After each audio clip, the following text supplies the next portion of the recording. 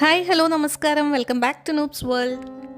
ദീപാവലി അടുത്ത് വരുവാണ്, അതുപോലെ തന്നെ നവരാത്രി സീസണുമാണ്. അപ്പോൾ എന്തായാലും സ്വീറ്റ്സ് ഇല്ലാതെ സെലിബ്രേഷൻ ഇല്ല. അതുകൊണ്ട് ഏറ്റവും എളുപ്പത്തിൽ ഉണ്ടാക്കാൻ പറ്റിയതും അടിപൊളി ടേസ്റ്റ് ഉള്ളതുമായ ഒരു സ്വീറ്റായ റവ ലഡ്ഡു എങ്ങനെ ഉണ്ടാക്കുന്നതെന്ന് നമുക്ക് നോക്കാം. അപ്പോൾ റവ ലഡ്ഡു എന്ന് പറയുമ്പോൾ അത്യാവശ്യം സോഫ്റ്റ് ആയിരിക്കണം, എന്നാൽ പൊട്ടിപ്പോകാനും പാടില്ല. അപ്പോൾ അങ്ങനത്തെ റവ ലഡ്ഡുവിന് വേണ്ട ഇൻഗ്രീഡിയൻസ് എന്തൊക്കെയാണെന്ന് നമുക്ക് നോക്കാം. അപ്പോൾ നമ്മൾ ഇതിന് വേണ്ടിയിട്ട് 1 കപ്പ് റവയാണ് എടുക്കുന്നത്.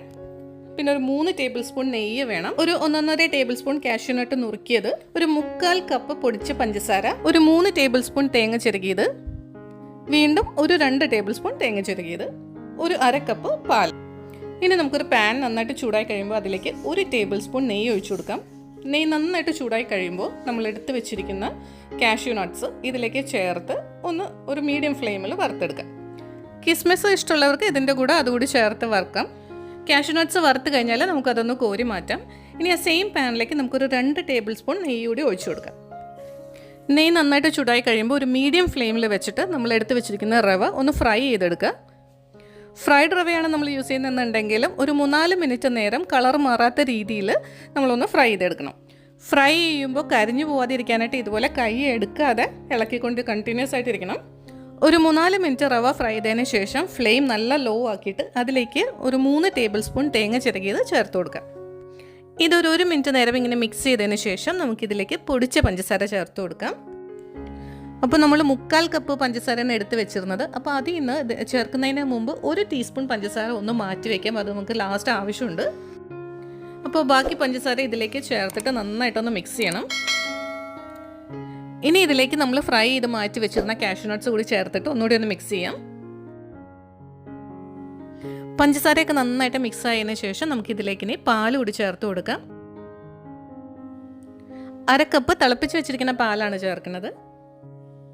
അപ്പോൾ ഇതൊക്കെ ചേർക്കുമ്പോൾ ഫ്ലെയിം നല്ല ലോ ആയിരിക്കണം. ഒരു 1-2 മിനിറ്റ് നേരം നമുക്ക് നന്നായിട്ടൊന്ന് മിക്സ് ചെയ്യാം. അപ്പോൾ നെയ്യൊക്കെ തെളിഞ്ഞ് വന്ന് ഈ ഒരു പരുവത്തിൽ നമുക്ക് കിട്ടും.